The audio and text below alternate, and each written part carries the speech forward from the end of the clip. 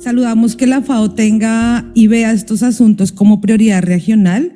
No obstante, queremos llamar la atención de que las esferas programáticas prioritarias que plantea la FAO debe ser muchísimo más ambiciosa. Dada la gravedad y el problema en que nos enfrentamos, en efecto, las multicrisis no dan espera y exigen acciones realmente transformadoras, razón por la cual deberían priorizar las problemáticas en el mismo documento que han sacado de perspectivas globales y regionales de la seguridad alimentaria y nutrición. Para comenzar, es necesario liberar nuestra región del hambre en su compleja dimensión.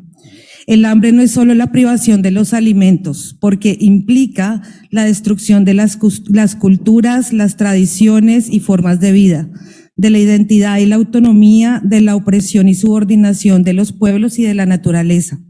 La lucha contra el hambre no es solo un tema de facilitar acceso cuantitativo y adecuado a los alimentos, y menos de productos comestibles y bebibles ultraprocesados para los pobres.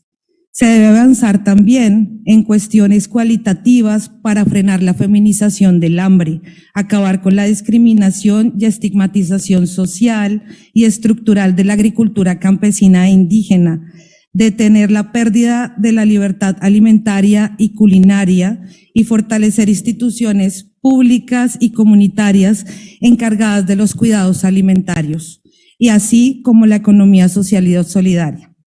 La inseguridad alimentaria, bien sea moderada, grave y aguda, sigue siendo alta en nuestra región. Las mujeres siguen siendo las más afectadas. Las brechas de género persisten y es una clara muestra de la visión patriarcal de nuestros sistemas alimentarios, en donde las múltiples opresiones son evidentes en las campesinas, rurales, indígenas, negras, profundizándose los cruces de desigualdad interseccionales. Los costos y el acceso a una dieta saludable y variable basada en la alimentación real es cada vez más difícil al persistir el elevado costo de los alimentos reales.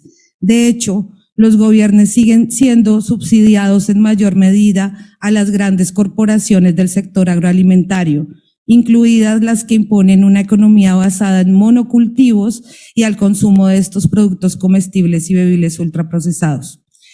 Quisiera llamar la atención también en el hecho de que la justicia tributaria debe ser un imperativo para los gobiernos y la FAO.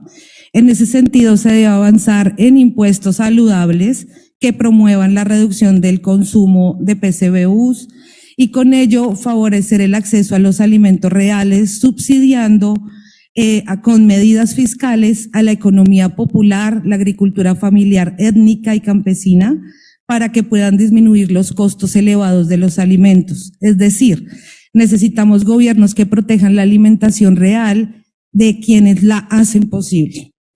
Desincentivar la acumulación de la propiedad de la tierra y otros bienes comunes, así como la evasión fiscal del agronegocio. Fortalecer los sistemas de protección social, incluyendo las redes sociales de emergencia de base comunitaria de economía popular.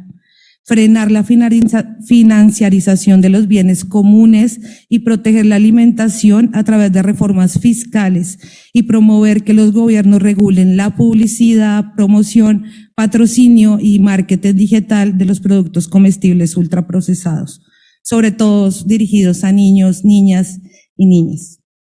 Frente a las esferas programáticas priorizadas, las dietas saludables para todos, creemos que en la producción y uso de datos, la FAO debe avanzar en adoptar las recomendaciones del Comité de Seguridad Alimentaria con más contundencia, las cuales hacen hincapié en que la gobernanza de los datos debe basarse en los principios de los derechos humanos y promover el derecho a la alimentación. Además, reconocer explícitamente a los campesinos, los pueblos indígenas y otros pequeños productores de alimentos y los consumidores como titulares de derechos sobre los datos que generan y los conocimientos conexos. También reconocer su derecho a una participación equitativa en los beneficios generados por esos datos. Es importante destacar que las recomendaciones piden a los estados que inviertan en infraestructura pública de datos, al tiempo la necesidad de evitar la extracción ilegal de los mismos. Se requiere fortalecer las apuestas para que los estados produzcan la información actualizada de las encuestas nacionales de situación nutricional. Por ejemplo, en mi país han pasado casi una década y no tenemos la encuesta nacional de situación nutricional. Frente a los marcos normativos y jurídicos, existe una enorme brecha en la igualdad formal y la igualdad sustantiva. Aún en América Latina existen países con una alta producción de normas en materia de hambre, seguridad alimentaria y nutrición. Sin embargo, no se armonizan con los instrumentos de planeación programática. Por ejemplo, la FAO debe armonizar su plan y anclarlo a lo formulado en el derecho humano a la alimentación, en la UNDROP, en la UNDRIP, en los convenios de la OIT y la CEDAW, ya que ayudará a sus miembros a examinar y aplicar mejor sus planes, como en el caso del plan SAN-CELAC que ya comentaban. Si no se hace esto, pueden profundizar los problemas y no se harán implementaciones débiles, lentas, regresivas y con insuficientes recursos asignados para su materialidad.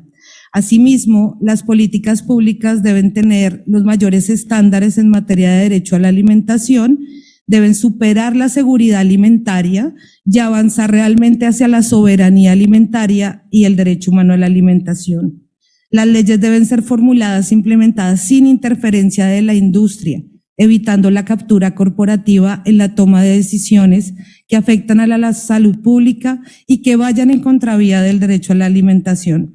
Eso exige avanzar en mecanismos de gobernanza alimentaria inclusiva, donde quienes toman las decisiones sea el pueblo y el Estado, es decir, una gobernanza popular alimentaria, pilares fundamentales para la soberanía alimentaria. Si bien América Latina y el Caribe ha avanzado en normas sobre el etiquetado frontal de advertencia, los gobiernos no generan mecanismos de implementación efectivos y deben promover investigaciones científicas sin conflicto de interés para avanzar también en etiquetados que promuevan agricultura familiar y campesina y agroecológica. Frente a la nutrición de las personas más vulnerables, entendemos que es necesario realizar políticas focalizadas que conduzcan a acciones afirmativas, pero deben ser realmente transformativas y romper con el ciclo de la pobreza, el hambre y la malnutrición. Deben, por lo tanto, dignificar el agenciamiento y el cuidado de la vida de las personas y la naturaleza en situaciones de crisis prolongadas, migración, conflictos armados, entre otros, lo que implica que desde su formulación deben ser propuestas pensadas para la alimentación real, la producción agroecológica de cercanía y las formas alternativas de acceso a alimentos reales. Promover la cooperación público-popular para incentivar la producción de alimentos reales en las casas, las instituciones y en las escuelas, potenciando el programa de alimentación escolar para la producción de consumo local de alimentos en fomento a la producción campesina y agroecológica. Aumentar los porcentajes de compras públicas para los pequeños productores agroecológicos de alimentos con enfoques territorializados y culturalmente pertinentes que permitan avanzar en una mirada de inocuidad más allá de la mirada higienista y nutricionista que se tiene. Frente a la reducción de pérdida y desperdicio de alimentos, la apuesta por evitar y reducir las pérdidas debe dejar de privilegiar a los bancos de alimentos, ya que muchos de ellos están siendo usados no solo para lavar la imagen de las grandes corporaciones y acrecentar el lucro y ganancias vía exenciones fiscales, al tiempo que inducen al consumo de productos comestibles ultraprocesados y no alimentos reales. Frente a los mercados y comercio transparente, debemos resaltar que el paradigma de la seguridad alimentaria basada en comercio global fracasó y es necesario revisar las políticas y los acuerdos comerciales con base en la soberanía alimentaria y el derecho a la alimentación. Es imperativo fortalecer los mercados territoriales de los alimentos.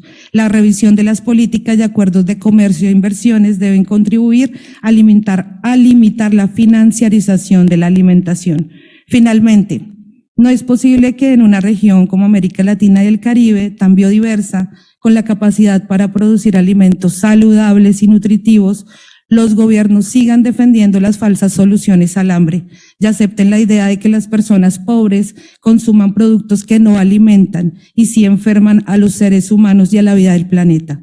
Instamos a la FAO a que sea coherente su propuesta de decir enfoques integrados de una sola salud para mejorar la sanidad agrícola y humana, sin caer en la trampa de la digitalización y la mercantilización de la vida.